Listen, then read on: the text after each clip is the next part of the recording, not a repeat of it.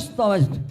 Iki wangune Bathara Kala nuwun pangan daginge manungsa kok Adi Guru ngidini ora kaki. Loh, kok mekaten. Iya. Leng ya kuwi sing didini dadi pangane Bathara Kala ya kuwi manungsa kang nandhang Sukerta ya isih apal to sekene to nggih. Inggih kula tasih kemutan wing tiyang nandhang Sukerta menika. Coba apa wae iki. Larung panganting lae kedono kedini. Cendang kapit pancuran pendhuk. Lah nyatane isih kene kuwi dibadhok dening Bathara Kala. Mula dina iki banjur aku njaluk izin karo Adi Guru, aku bakal nuwun nganakake dadi dalang pengruwatan tak ruwat sakabeh ngarep padha kang nandhang Sukerta bakal tak ruwat tak ilangi Mula Sukarti karep ben aja nganti dadi panganing Bathara Kala. Oh lah dalam mekaten.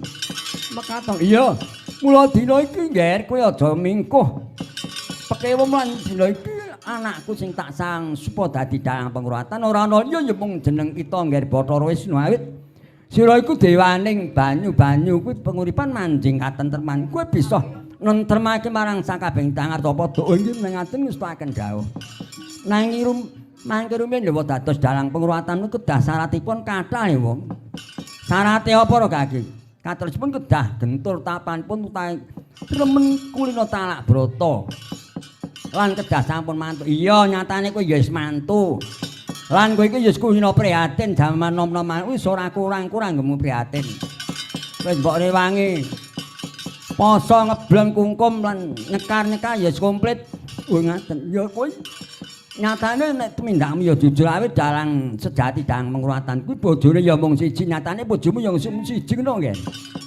Oh nggih ngaten mboten ngestaken dawuh. Aturipun dados dalang pengruwatan kedah tasih turun dalang. Nyatane kowe isih turun dalang. Kowe iku turun saka pengging mutu swargi Simbah Gandamartaya kuwi dalang jaman Sinun ping 10 kuwi dalang kondang.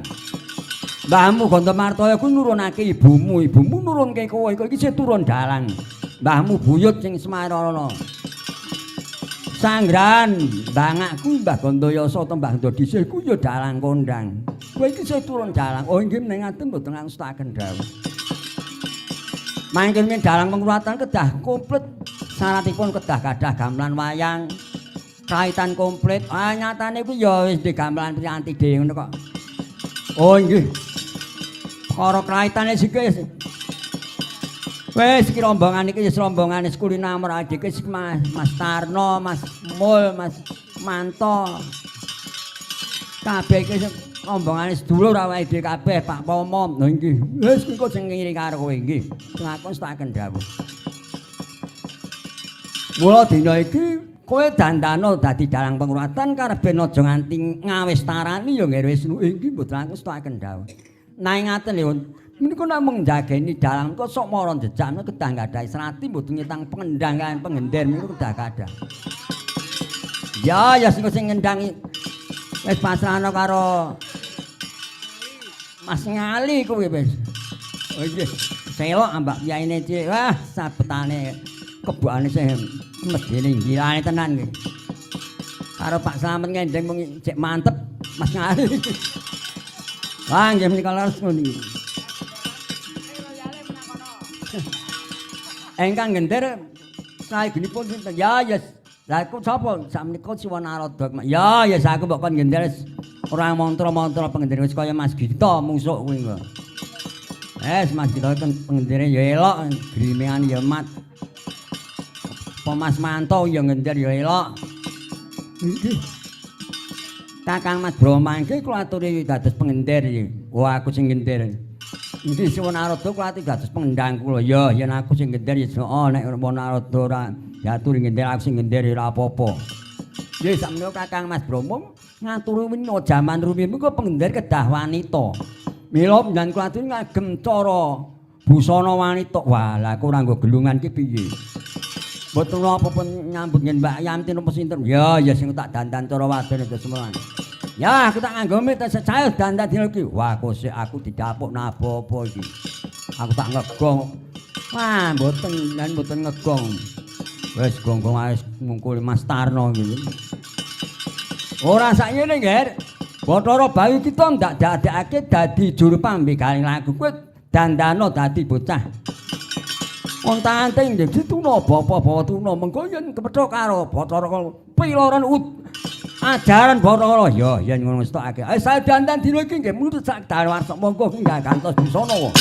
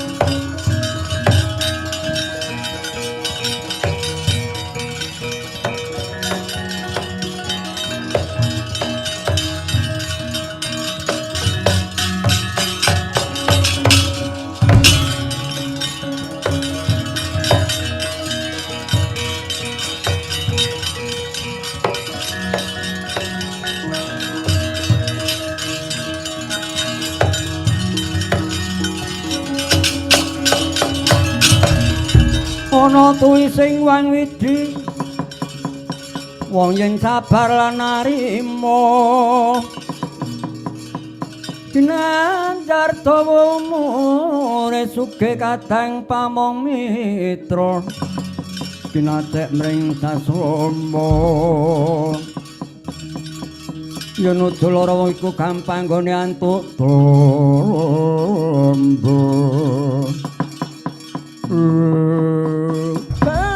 adalah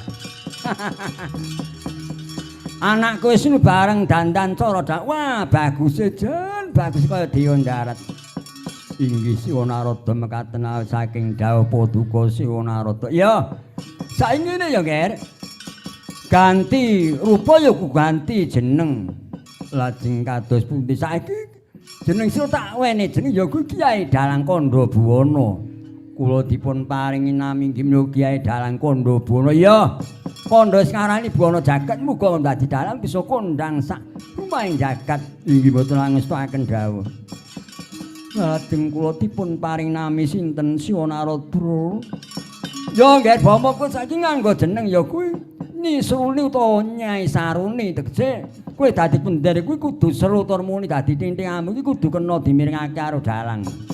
Dari dalang nek nujaran jantur suluk aja nganti geblegong. Inggih mboten langkung stakaken dawuh.